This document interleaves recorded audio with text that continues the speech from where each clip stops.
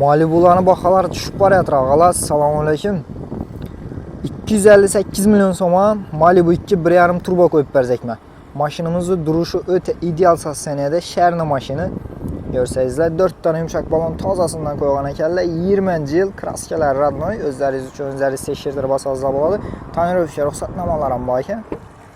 Ish holatini o'tadan bo'lsak, ko'p odam mashinani olgandan sразу metan yo propan qo'yadilar. Bu og'amiz benzinda haydabdilar. 90 ming probeg benzinda yurgan mashina.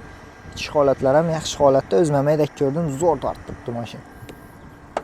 258 million so'mga qo'yib beramiz. Benzinda turgan Malibu 2 1.5 turbo 20-yilni bemalol avtoshopga kelib, naqd barter nasiya savdo siz xohlagan to'lov usulida shu mashinamizga kelsangiz bo'ladi. Eski mashinalaringiz bo'ladigan bo'lsa, любой mashina, GM'ni mashinani kelasa, barter atib bu mashinani berib beramiz. Asa kelaverasiz, avtoshop avtosalonda sizlarni kutamiz. Naqd barter nasiya savdo siz xohlagan to'lov usulida faoliyat olib boramiz. Shuning uchun qo'rqmang, kelaverasiz, og'alar.